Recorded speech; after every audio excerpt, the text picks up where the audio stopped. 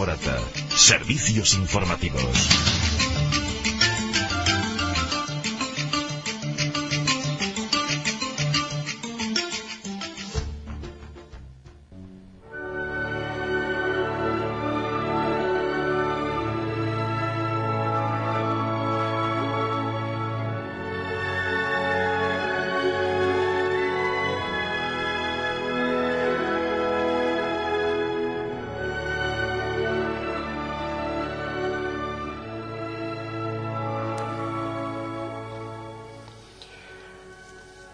Continuamos con un morateño de a pie. Acabáis de escuchar la sintonía que tenemos y bueno, estamos dispuestos a captar opiniones de cómo os parece esta sintonía. La podemos cambiar si nos gusta o podemos dejarla. Hoy tenemos la familia Sánchez Bravo, una familia que está en Morata desde el siglo XVI y que además está documentado.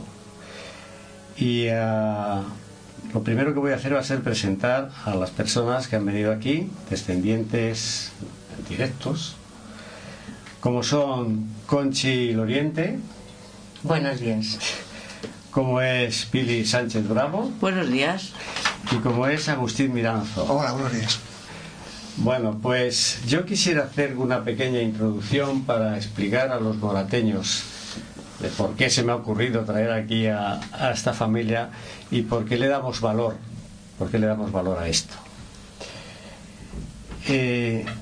Somos lo que somos y nuestro pasado. Cita largamente repetida, posiblemente por la verdad que conlleva. Uno de los factores más importantes que componen la naturaleza del ser humano es el tema de la identidad. Y por ello es justo conservar el recuerdo de nuestros antepasados, ya que ellos nos trajeron a este mundo. ¿De acuerdo? Precioso. Sí. La realidad. Para algunos, claro. Bueno, pues estáis aquí desde hace más de 400 años. Más de 500 en realidad. Sí. Más de 500. Sí, sí. Desde el 1500 hasta el 2500, 500 y lo va a decirlo, Sí. por lo Sí. menos. Y yo, bueno, ¿cómo habéis recopilado tanta...? Bueno, primero, ¿cómo se os ha ocurrido? Es decir, yo he dado un argumento, ¿no? Es el mío, pero ¿cuál es el vuestro? Para tomar la iniciativa de recuperar esa información tan difícil de hacer, ¿ya? Con esa distancia tan grande. Bueno, Agustín, digamos en la documentación es el que ha llevado la batuta, ¿no? ¿Cómo se nos ocurrió? Yo creo que la familia Sánchez Bravo es una familia muy arraigada en el Morata. Es una familia en la que, sin estar todos muy metidos, digamos, pero somos una familia que nos queremos muchísimo, todos muy familiar, muy arraigados, muy de familia. Y entonces pues se nos ocurrió, porque a todos, yo creo que a casi todos nuestra familia, pues queríamos saber de nuestros antepasados. Porque es verdad que, bueno, pues yo no conocía a mi bisabuelo, ni a mi abuelo sí, pero a mis bisabuelos no los conocí, ¿no? No. Y teníamos esa inquietud que compartíamos muchos familiares, como aquí Pilar, Agustín y muchos más, ¿no? Teníamos esa inquietud de querer saber más de quién nos trajo a este mundo, de qué raíces veníamos, ¿no? Y empezamos pues a reunirnos y a decir, bueno, pues sería importante el conocer a nuestros antepasados, qué es lo que hacían, porque teníamos nociones, nos habían contado cosas, pero que muchas de ellas en realidad no han salido otras bien diferentes. Y eso es lo que nos movió, el saber qué es lo que habían hecho nuestros antepasados, de dónde venimos, a qué se habían dedicado, y eso es para nosotros muy importante, y ese fue el inicio de preparar todo esto. Pues me enlazas una pregunta que tengo a continuación, después de esto. Es, ¿la saga familiar tan grande genera una cultura propia de la familia? Sí, sin duda alguna, ¿eh? Sí. Yo estoy segura de ello, ¿eh? Sí.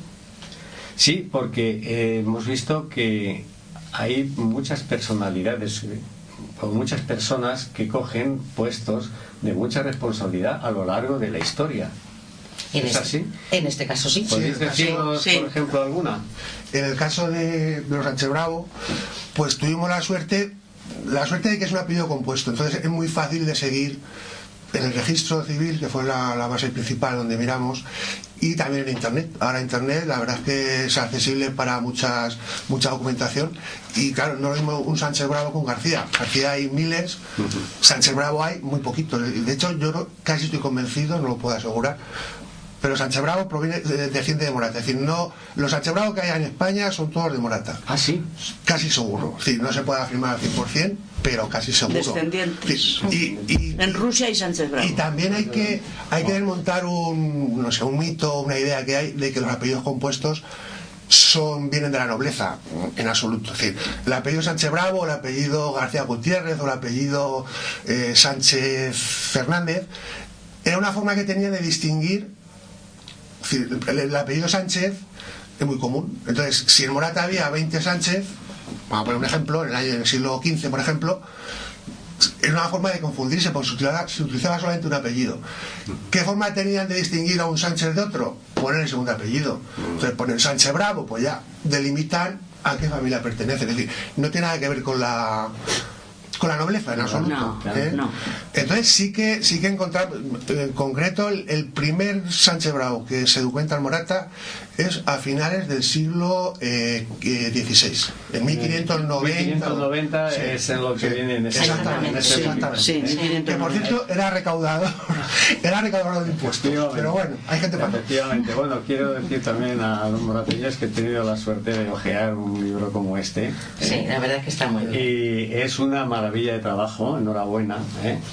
Y que se nota que además de las partes sentimentales hay orgullo, porque si no hay orgullo no se hace el libro. Lo hicimos con mucha ilusión. Venga, Lo hicimos con mucha ilusión. Yo cuando ya comentamos, porque fue Agustín el que nos dio la idea de hacer esto, pues yo lo primero que dije, yo me ocupo de los de Norberto. Lo recordaréis. Y Norberto, no veas tú lo que tenía. Cuenta. Entonces, lo primero que pensé, claro, fue después de ir al juzgado de Morata, al registro, que nos dieron bastante facilidad para sacar los primeros documentos, pues luego ponerme al habla con todas las primas de mi padre y los primos. Y a través de ellas y de ellos, todos me dieron la máxima información. Tengo todavía los... de la forma que las notas. Y lo tengo guardado porque es curioso. Me lo dieron con el nombre de los padres, de los hijos, de los yernos, de las nueras, de los niños, de las niñas, de los cónyuges. Y entonces todo eso está ahí y está aquí, claro. Ese es un trabajo muy de hormiguita, y recopilando nietos, bisnietos, nietos, hermanos. Sí, porque ya el apellido se pierde. En la mayoría de los casos el apellido se pierde. Claro. Es más fácil ir al registro, que el registro al final es un libro, vas mirando con paciencia y vas sacando pues una partida de nacimiento. Pues ahí te dan el nombre de los padres y de los 4 abuelos, con lo cual ya te vas mucho tiempo atrás. Pero además hubo muchas personas relevantes porque tuvisteis 10 alcaldes. Sí, yo no lo he contado, pero sí. Hay un espíritu muy político en la familia desde alguien me dijo que muy progresistas. Sí. Vamos a hablar un poco sobre eso. ¿Cuántos alcaldes cuándo? Yo esa historia me la contó mi abuelo, que mi abuelo era muy... Le gustaba mucho, mi abuelo era muy familiar, ese que sí era muy familiar, estaba siempre con la familia, no le importaba tener discrepancias políticas, eso no le importaba, de hecho el que era, vamos a decirlo así, era de derecha, pues no pasa nada. Tenía muchísima amistad con un primo suyo que era de izquierda y estaba exiliado, y durante toda su vida estuvieron carteándose sin ningún problema y se querían un montón, con su primo Juanito, que era médico y se tuvo que exiliar después de la guerra civil. Ahí mi abuelo me contaba, y claro, luego investigando pues salía que era verdad, que una parte de su familia era liberal. En el siglo XIX eran liberales y carlistas. Una parte de su familia era liberal, y por parte de su madre carlistas. Dice, pero bueno, se llevaban muy bien entre, lógicamente, la familia lo primero, entre el padre y la madre, se llevaban muy bien. Y investigando en internet, bueno, ahora por mirar periódicos de la época, es verdad que la rama de los Sánchez Bravo eran no voy a decir de izquierdas, porque de izquierda a lo mejor era es un poco exagerado. Entonces no existían los socialistas. Estaban los moderados y los liberales, o los carlistas y los liberales, los progresistas. Ellos siempre estaban en la rama progresista del pueblo, digamos. Sí, el término progresista de entonces, que no es muy parecido al no tiene nada que ver. El socialismo existía, pero a los pueblos no había llegado. Y sí que era gente libre. Yo más que progresista diría liberal. Y era gente que... Hay una anécdota que no sé si la habéis visto, la pusimos en el libro, de un Sánchez Bravo, que en la época de las desamortizaciones, pues se conoce que era una persona que tenía dinero, manejaba dinero, y tuvo la feliz idea de comprar bienes de la iglesia. Es decir, una subasta, como las desamortizaciones, y este buen hombre compró una dehesa en la provincia de Cádiz. Se enteró el cura de Morata que había comprado una dehesa de la iglesia en un pueblo de Cádiz. ¿Qué hizo cuando fue a confesarse en Semana Santa, que era la costumbre, Jueves Santo, había de confesarse? Va a confesarse y le dice el cura que que no le confiesa, porque él ha pecado contra Dios, ha comprado un bien de la iglesia, de la desamortización, y que no le confiesa. Entonces él no se queda quieto, es decir, no se calla, y escribe una carta a un periódico progresista, lógicamente, a la Iberia, que es un periódico progresista, y ahí expone lo que le pasó. Y dice, bueno, ¿qué tiene que ver que yo haya comprado legalmente un bien de la iglesia para que este hombre no me quiera confesar? Y por otro lado, el cura también se defiende, lógicamente, en periódicos conservadores. Y ya no sabemos cómo terminó el tema, al final. Pero ¿Le confesó o no? Es curiosísimo. El científico, fíjate lo que explica lo que era la historia entonces, lo que era la iglesia entonces y lo que era. Claro. Es fenomenal lo que explica eso, ese detalle. Porque hacer bien de Dios, una cosa que te ha cedido posiblemente una... Era totalmente legal, fue una cosa decidido el gobierno, tú acudes a una subasta, te quedas con un bien, sí, claro, y ya está. Y el cura dice, y eso no era de Morata, el Velasco Morata era la provincia de Cádiz. Sí. Y dice, no, tú has comprado que es de la iglesia y yo a ti no te confieso, y estás en pecado. A mí me parece que alguien no sabía bien eso de dar al César lo del César y a Dios lo de Dios. Pues en este caso, estaba muy claro ahí, en este caso el cura me parece que no tenía muy claro que era del César y que era de Dios. No, yo creo que tiene y lo bueno es que además que se ha encontrado en la documentación de ese asunto salió en los periódicos, salió en los periódicos. Sí. Si no lo sabríamos, evidentemente, no lo sabríamos. Hay de todo, y unos que son de un lado y otros de otro. También tenemos un primo que fue uno de los últimos fusilados del franquismo en el año 75, José Luis Sánchez Bravo. Exactamente. O sea que es uno de los 5 que fusilaron en septiembre. Los últimos que fusilaron en 75. O sea que es una familia que, bueno, pues se da mucho, para mucho, ¿no? Y el carácter de la familia sí que se queda reflejado en nosotros. Define el carácter. Pues un carácter fuerte tenemos todos los Sánchez Bravos. Sí. El carácter es fuerte. ¿A qué llamas carácter fuerte? A tener genio, a enfrentarse a las cosas con coraje, así, a decir las somos. Cosas como las sientes. Sí, señor. Sí. Así somos los Sánchez Bravos en general, ¿eh? En general. Bueno, pues esa es la cultura que yo me refería antes, ¿no? Que siempre las familias es así, se genera una cultura. Así como las grandes familias adineradas se crean una serie de personas ahí un poco, no sé, desde luego luchadoras no, porque se les da todo regalado, ¿no? Pero a las personas que realmente... A mí de la familia Sánchez Bravo, y eso sí que no lo sabíamos ninguno, vamos, yo creo que no lo sabíamos. Cuando nos pusimos a investigar, localizamos a José Sánchez Bravo, que es el primero que tenemos documentado con documentos, que es antepasado nuestro, a continuación de José Benito, y Benito tiene 9 hijos. Eran muy prolíficos. Sí, 9 hijos. La verdad que eran muy prolíficos. Benito no venía. Muchos, entre ellas 3 solteras, que igual era algo que se decía. Las Benitas, ¿por qué se llaman las Benitas? Y claro, se llamaban las Benitas, eran solteras porque eran hijos de Benito, eran hijas de Benito. Entonces, lo lógico es decir, pues las Benitas. Bien, este Benito, bueno, tuvo 9 hijos, y uno de ellos, Prudencio, que digamos es... Si hay datos de cuándo nació, de cuándo murió, es decir, igual, tiene 5 hijos. Y a mí me parece muy curioso cómo una familia dice, bueno, hay que dar salida a los 5 hijos, que no es poco, ¿eh? Hay que dar salida a 5 hijos, y entonces, digamos que se dividen, hay 2 que se quedan en Morata, que es Norberto y Vittorio se quedan en Morata en el campo, trabajando en el campo. Sí. Y hay otra parte que se hacen no saben pasteleros, trabajan de pasteleros. Uno se va a Madrid, que tiene una pastelería en la calle Toledo y la calle Embajadores. Calle Cuchilleros también. Tenían dos pastelerías. Dos pastelerías. Y otra que es muy famosa para la familia, que se va a Salamanca, la tía Felipa. Entonces, la tía Felipa tiene... que existe todavía la pastelería. No de la familia porque no tuvo hijos. Y la tiene en la Plaza Mayor, es decir, la tiene en un sitio bastante emblemático. Y la pastelería se llama La Madrileña. Madrileña. ¿Por qué? Pues porque la tía Felipa era de Madrid. Era madrileña. Y todavía existe, ¿eh? Y yo me acuerdo, eso que dices del carácter. Yo me acuerdo de mi abuelo que hablaba de su tía, la tía carnal de él, claro. Y parece que vivía todavía. Él contaba cuando venía la tía Felipa, claro, venía a un pueblo, hombre, pues un montón de sobrinos y tal. Venía de la confitería, imagínate, con caramelos, con pasteles. Y cuando venía la tía Felipa era como los Reyes Magos. Y mi abuelo lo contaba diciendo que ha venido la tía Felipa.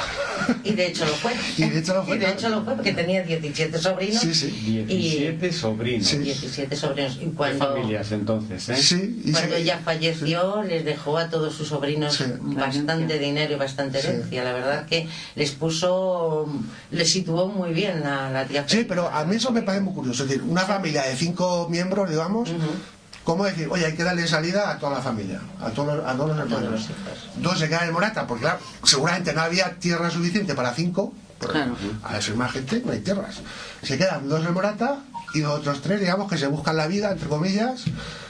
Debían ser buenos pasteleros, porque 2 de ellos ya digo, en Madrid y en Salamanca. Incluso hay documentada una prima, que también era Sánchez Bravo, Sofía, que se casa también con otro pastelero y pone pastelería en Cáceres. Es decir, es una familia que son o pasteleros o agricultores, no hay término medio. Y bueno, luego ya cada uno sabe cómo salió. Pero en esa época o eras pastelero o eras agricultor. Según tengo entendido también, una de las pastelerías se encargaba de todos los dulces y los pasteles del Alfonso XII. Sí, de la realeza. La basera que era de Canuto, que era un nombre un poco raro. Era Canuto. Pero no Real de la calle Real. No, Real, efectivamente. Claro, es que estaba cerca, tenía la pastelería en la calle Toledo y luego en la calle Embajadores. O sea, digamos que estaba cerca del Palacio. Y era igual, esos eran, y también está documentado, era gente. Claro, yo siempre digo que salieron de Morata, tenían más mundo. Y eran gente también progresista, pertenecían al Partido Republicano. Y de hecho uno de ellos, que era sobrino de ellos, Juan, el médico, pertenecía a la izquierda republicana, al Partido de Azaña. Y claro, terminó la guerra y tuvo que salir de España, exiliado. Y se exilió en Puerto Rico, que era el propietario de una finca que todo el mundo en Morata conocía, la vaquería. Donde estaba el cuartel. Él era el dueño de la vaquería. Su padre tuvo allí pastelería también. Exacto, ahí tuvieron. Su padre Mariano. O pastelero o al campo a trabajar. Sí. Entonces, cuando la estación funcionaba, que el tren iba y venía, pues ahí estaba la pastelería y creo que vendían bastante de la gente que viajaba en el tren. En los tiempos modernos diríamos multinacional pastelera. Pues sí. ¿No? Sería, la vaquería. No, es que así se montan. La vaquería. En América sobre todo, que había tanta digamos, vamos, me he quedado sin la palabra ahora mismo, que era dejar a los hijos la costumbre o la enseñanza de ganarse la vida. Sí. Claro. No, lo que te digo, una familia trabajadora, trabajadores todos. Emprendedora, se diría ahora, sí, exactamente, hay que dar salida a la familia y bueno, pues vosotros los quedáis en Morata y claro, los que defendemos de quienes se quedaron en Morata, pues unos más y otros menos, todos hemos ido al campo, yo creo. Sí. La gente hasta mi edad, más o menos, y más. Sí. Los hijos de Conchi, que son más jóvenes. Sí. Todos hemos picado en el campo.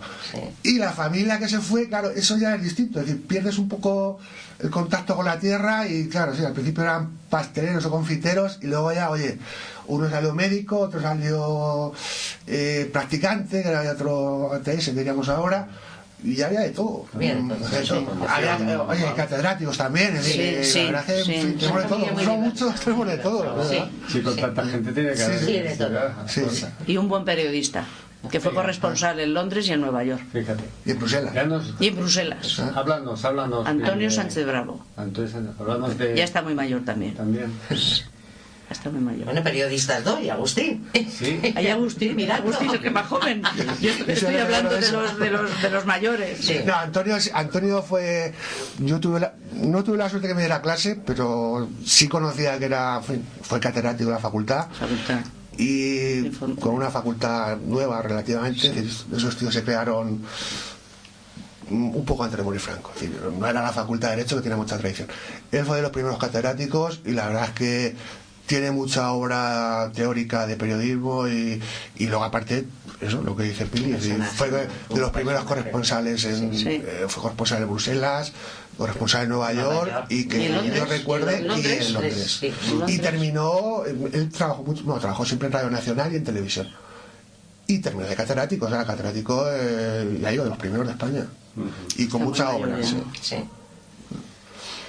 Muy bien, bueno, pues yo creo que hemos dado una muestra de lo que es el mantener los lazos con nuestros mayores. Sí, es muy importante. Y podríais enviar un mensaje a los morateños, porque no es una costumbre que yo sepa aquí en Morata o en general mantener ahí, por ejemplo, el árbol genealógico como mínimo desde los bisabuelos. Que yo entré en este tema precisamente porque me puse a trabajar en ello. Y un primo mío, que está casado con una Sánchez Bravo, me dice, mira este libro. Digo, yo eso no lo puedo hacer en la vida. Simplemente pues ir poniendo los nombres y en un gráfico, ¿no? En realidad, ahora, bueno, hay muchos, los chavales son todos entienden informática, hay programas que tú sí metes los datos y te lo haces. Se ha hecho con un programa informático gratuito, además. Es más cuestión de paciencia y que la gente como Pili y Conchi, que diga, oye, voy a llamar a mi primo que me diga cómo se llama su padre, cuántos hijos tuvo. Ese trabajo es poco agradecido y hay que hacerlo, evidentemente. Pero a partir de ahí, ya, una vez que tiene los datos, es un programa informático. Es que además, lo vas metiendo y ya está. Cuando tienes tantos datos, es tan gratificante poder comprobar de que cómo estamos enlazados unas familias con otras, porque nosotros venimos de Prudencio, Sánchez Bravo, ¿no? De la rama de Prudencio. Bueno, pues la mujer de Prudencio, Eusebia Rodelgo Martínez, que era hermana de Domingo Rodelgo, el del cine, el que todos conocemos. De la calle, ¿no? Bueno, pues era hermana, a su vez, era hermana de la abuela de mi madre, de Gregoria Rodelgo Martínez. A mí me encantaría tirar de ahí también, de esa parte, porque es que en medio Morata, en Morata hay muchísima gente con el apellido Rodelgo. Sí, ¿no? Muchísima. Por ejemplo, mi madre. Claro, no, es que yo creo que también tu madre era familia de mi madre, a lo lejos, pero y vienen también de esa. Y el nombre, el hecho de heredar también el nombre, Eusebia. Exacto. Que hay una Eusebia Rodelgo. Eusebia Rodelgo era la mujer de la bisabuela de mi marido, de mi padre, la bisabuela de mi padre, Eusebia Rodelgo Martínez, que a su vez era hermana de Gregoria Rodelgo Martínez, que era la abuela de mi madre. O sea, es que es muy curioso. Hay muchas familias que se muy curioso. Es fabuloso, mira, como... Está la foto. Está la foto de Eusebia, que seguro que es familia tuya. No tengo el libro, pero sí lo fotografío. Sí. Y sí es tengo muy curioso. porque esa parte, digo, aquí tiene que vivir algo mi madre en ese sentido. Y una cosa importante que seguramente sentiríais, cuando yo empecé a hacer ese trabajo que no tiene ni punto de comparación con era empezar a funcionar como un nexo de unión entre todos, porque la familia que estaba dispersa, que hacía años que no se veía y tal, empezó a verse en ese momento y bueno, eso luego ya se termina diluyendo otra vez, pero hay unos años que se está bien. O sea que nosotros cuando lo hicimos y ya terminamos por fin y organizamos una comida, hubo un momento que me decía los programas estos de tengo una carta para ti, porque había gente que no se conocía, que se conocieron ese día, pues ¿cuántos estuvimos? Más de 200 personas. Casi 300 personas, comiendo. 300. Hubo un caso de gente, primos, hermanos, que no se hablaban porque no se hablaban los padres, que dijeron, oye, pues somos primos nosotros y ¿por qué no nos vamos a ver nosotros? Aquí tienes un primo y tú tienes aquí un primo. Fue bonito, Y fue bonito, exactamente. Fue bonito ese encuentro, fue te muy olvidas bonito. de pues cualquiera sabe por qué nos hablaban sus padres. Los primos llegaron y dicen, oye, pues somos primos hermanos, pues si vas por ahí, ninguno vivía en Morate. Si vas a La Coruña, en La Coruña tienes una casa. Y otro dice, pues si tú vas a Ciudad Real, en Ciudad Real tienes una casa. Y así, y a nosotros nos pasa igual, con Vicky, que vive en Murcia. Sí. A Vicky no la conocíamos, se puso en contacto con nosotros. Oye, cuando vino contentísima. Cuando vayáis a Murcia, de hecho la habéis ido. Sí. Yo no he ido todavía, pero sí. Mi madre, mi hermana, Conchi, han ido a su casa a Murcia. Y creas unos lazos, pues oye, yo ese día, hacía años que no veía a Antonio, el catedrático. Sí. Y estuve con él hablando 3 horas con ese día, claro, porque teníamos mucho que contarnos. Fue muy gracioso. La verdad que estuvo muy bien. Muy bonito, sí. fue muy bonito. Muy bien. Y yo desde luego sí que animo a la gente, a los morateños, a que investiguen sus raíces. Hombre, tienen Bueno, la ventaja, y eso hay que decirlo aquí, reconocerlo, que hay que ir al registro civil, es impepinable. Y tenemos la suerte de que las personas que están en el gobierno civil, Jesús y Eduardo, te dan todas las facilidades del mundo, no te meten prisas, toma, te hago una fotocopia, con lo cual lo tienes en el pueblo y lo puedes hacer sin ningún problema. Sí. Pues bueno, queda dicho que se anima aquí a las familias a que lo hagan. Nosotros estamos pensando, y de hecho a raíz de esto, porque hay muchísimo más y se podría haber sacado muchísimo más, porque tenemos la suerte de que ha habido muchos alcaldes, pero claro, hay que emplear muchísimo más tiempo, ¿no? Porque pues tiene que haber actas del ayuntamiento, acuerdos importantes que se han tomado en el siglo XVIII, en fin. Hay muchas cosas de dónde tirar. Entonces, lo que estamos pensando, ya llevamos mucho tiempo, pero que no lo hacemos, ¿no? Es en crear un grupo de historia para empezar a tirar de ahí, de todo eso que se nos ha quedado en el tintero todavía.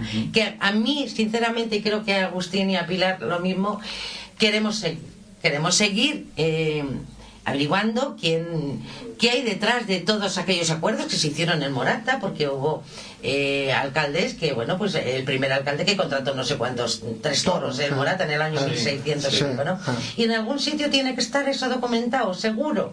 Entonces, a ver si nos ponemos la profundizar fila un poquito. y continuamos con ello. Venís por aquí más a menudo para, así, entre comillas, evangelizar a la gente de que haga esto. Sobre todo, esto es un trabajo muy atractivo para un recién jubilado. Sí.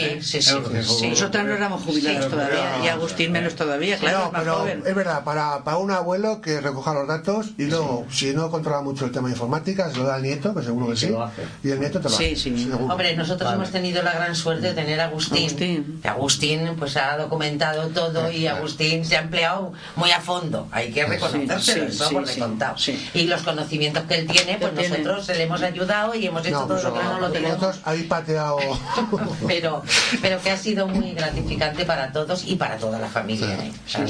Es que colaboraron todos con mucha ilusión. Sí. Te facilitaron la información, los nombres, los apellidos, los que estaban viviendo fuera, los que vivían en Morata, los que estaban en el otro lado. Y sí, a todos hay que agradecérselo. Muy bien, pues muchísimas gracias por haber venido. Y nada, que esto no queda aquí, que seguiremos, que la vida continúa y las generaciones también. Ahora con tanto niño que hay. Pues fíjate que han salido de esa rama de Benito Sánchez Bravo, de San José, Benito y Prudencio. El árbol genealógico supone unas 1000 y pico personas. O 1036 personas. Bueno, eran más. Están en lista, estamos en lista. Sí. Muy bien. La mayoría pues, ya no están. Pues nada, lo dicho, muchas gracias y hasta la próxima. Gracias a vosotros. Gracias a vosotros.